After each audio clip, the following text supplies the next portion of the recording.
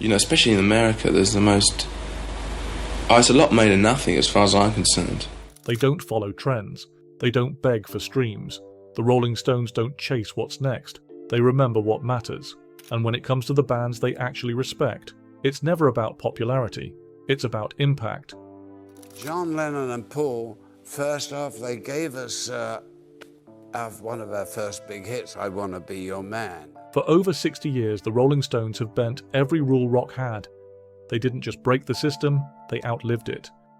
Through scandals, reinventions, and decades of chaos, one thing has always stayed the same.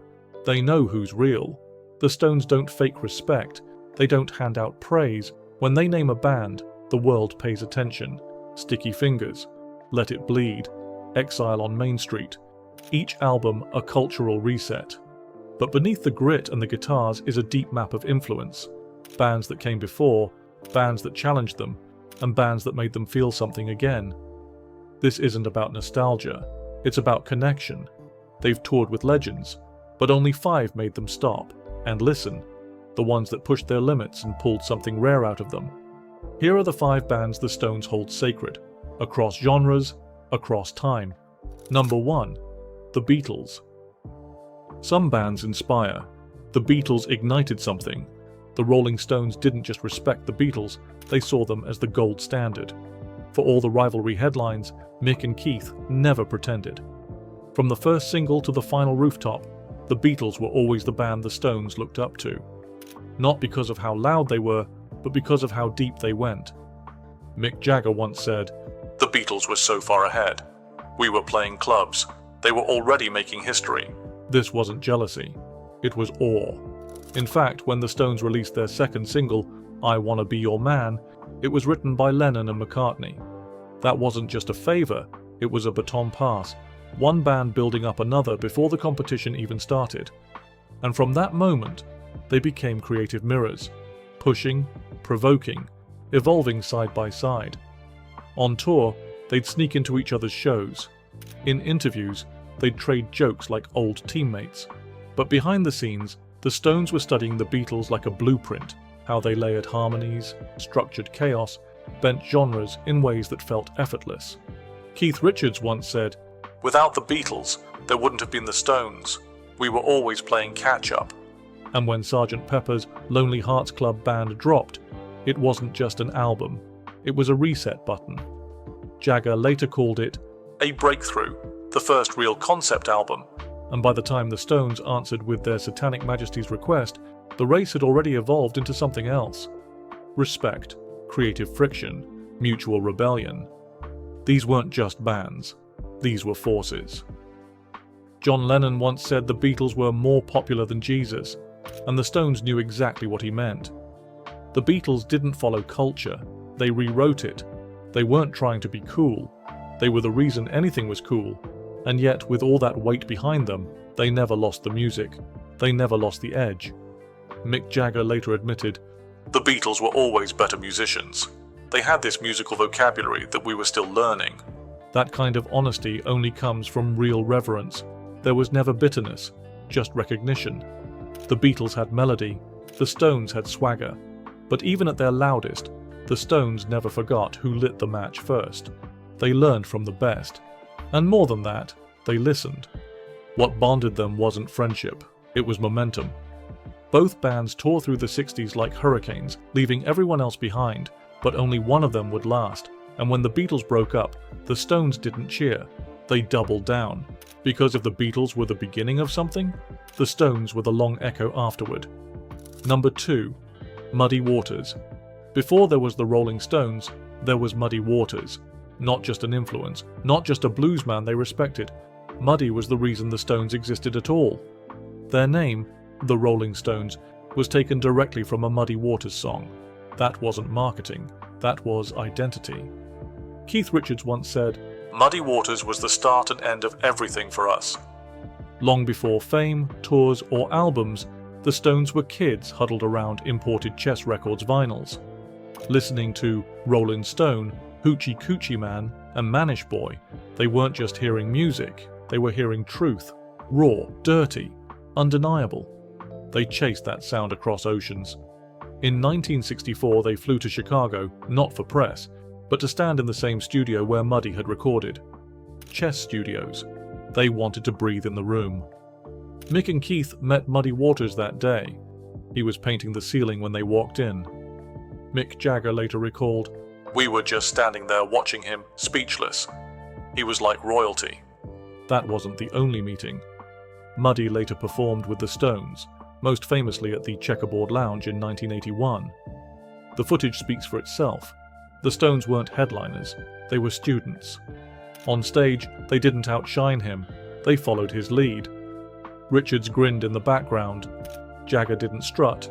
He swayed, because when Muddy played, you didn't perform, you listened. The blues wasn't just a genre, it was a manual, and Muddy had written it in blood. Jagger later said, "People think we created something, but really we just brought Muddy to new ears." That kind of respect doesn't fade. Even as the Stones grew louder and more experimental, the blues heartbeat stayed constant.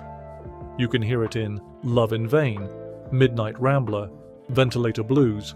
The phrasing, the looseness, the danger, all of it, pure Muddy.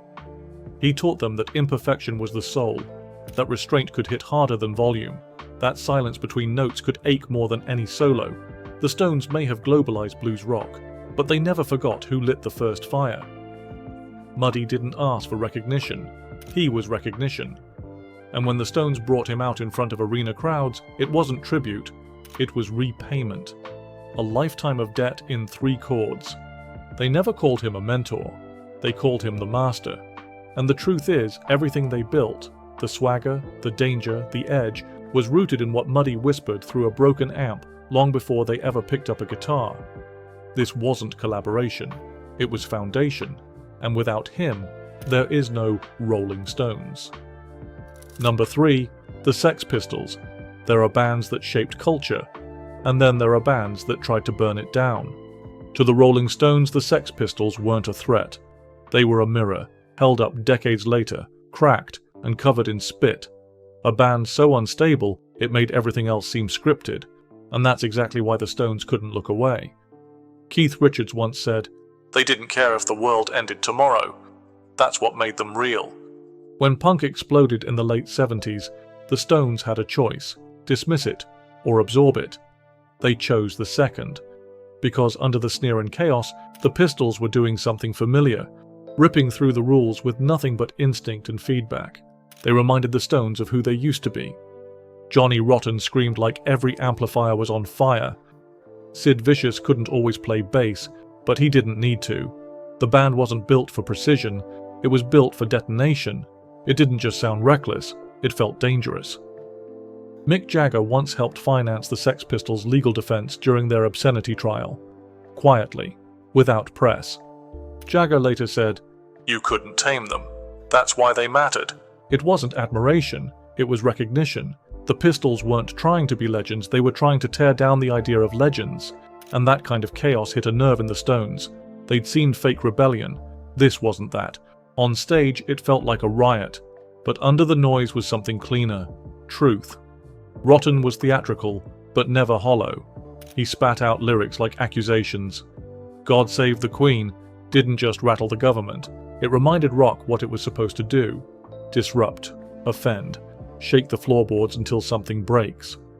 Keith Richards later joked, "They couldn't play, but they played better than most bands out there." That's what stuck. Not the technique, the conviction. The Pistols only lasted a few years, but the shadow they cast reached deep into the Stones' next era. You can hear it in the raw edge of Some Girls, in the unapologetic looseness of tracks like Shattered or Respectable. Punk didn't change the Stones. It reminded them. They'd become legends, but the Pistols stripped away the myth. No luxury, no polish, just fury. And for a band like the Stones, who came up playing blues in tiny pubs, it was a jolt back to the core. The Sex Pistols didn't ask for validation, they didn't need it, and that's why they earned the Stones' respect.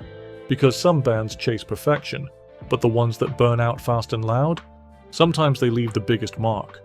Sometimes they leave a scar. Number 4, The Temptations. Before rock swagger, before punk rebellion, there was soul. And at the center of it all, The Temptations. The Rolling Stones didn't just admire them, they studied them. Because the Temptations didn't just sing, they moved. Every step, every breath, choreographed but alive. It wasn't just Motown, it was discipline disguised as magic. Mick Jagger once said, "I watched the Temptations rehearse once. It was like watching athletes train, but smoother." In the early days, the Stones were still rough around the edges.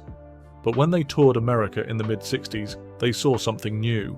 Power in unity, swagger without chaos. The Temptations were precise. 5 men moving like one machine, and it hit Jagger like lightning.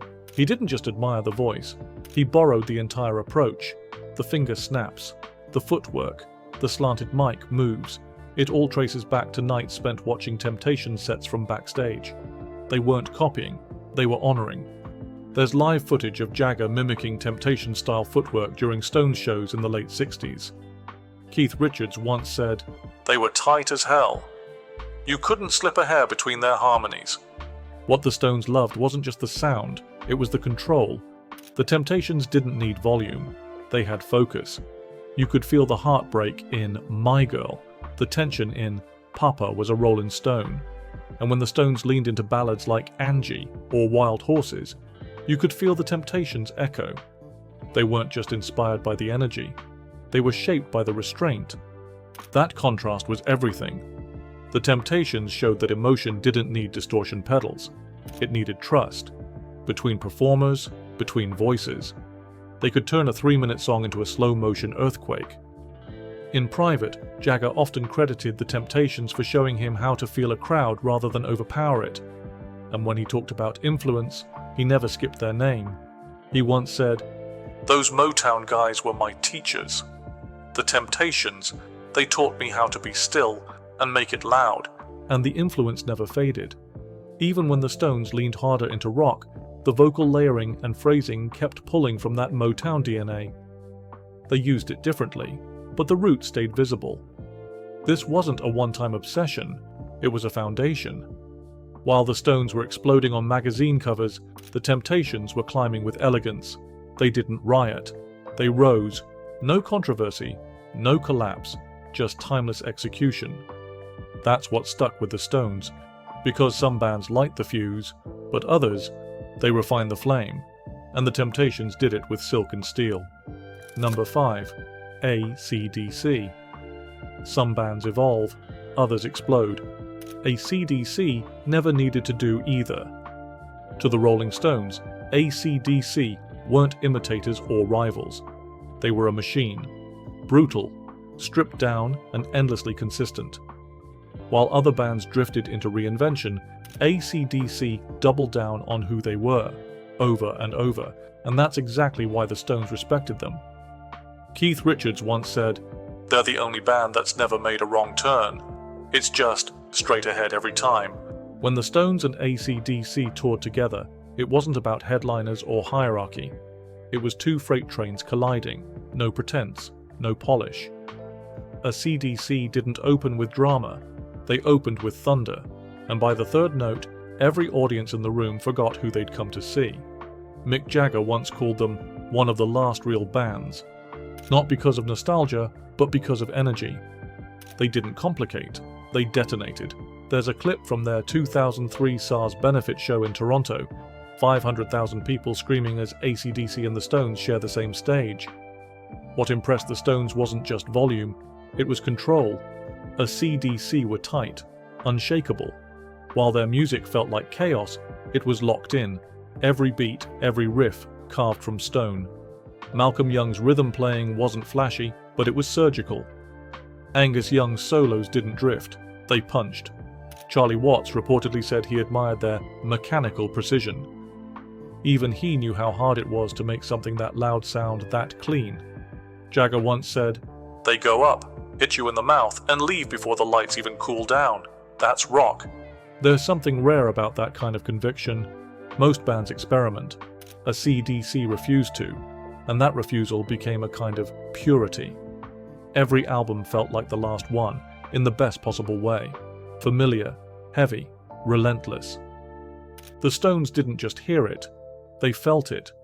You can hear echoes of that influence in Start Me Up, in Brown Sugar, in the way they stripped down their arrangements in the late 70s. The Stones were older, more melodic, but AC/DC reminded them what raw power sounded like. Keith once joked, "We're sloppy church music compared to AC/DC. They're like being run over by a truck, with perfect timing." But under the wit was admiration. The Stones didn't need bands to flatter them. They needed bands that scared them a little, and AC/DC did that. Not with spectacle, not with fashion, with force. They didn't beg for spotlight, they took it. Then left smoke in their place. For the Stones, that wasn't just music, that was religion. And in a world of reinvention, AC/DC stayed unchanged. That kind of commitment doesn't just get noticed, it gets respected. The Rolling Stones never wrote rules, they just walked into the room, turned up the volume, and let the world follow. But when it came to respect, they played it loud and chose it carefully. These 5 bands didn't just make noise, they made impact, the kind that doesn't fade after the encore. They weren't picked for fame. They were picked because something in their sound stuck. Because even after the house lights came up, their influence didn't leave the room. So who do you think almost made the cut? Who should have? Drop your take in the comments. And if you want deeper dives into music's untold rivalries and reverent cosigns, like, subscribe, and join the channel for Behind the Curtain Legends. Because for the Rolling Stones, it wasn't about who charted highest. It wasn't about who made the headlines. It was about who had the weight. The bands that didn't try to impress them just made them feel something real. And those 5, they still do, every time the needle drops.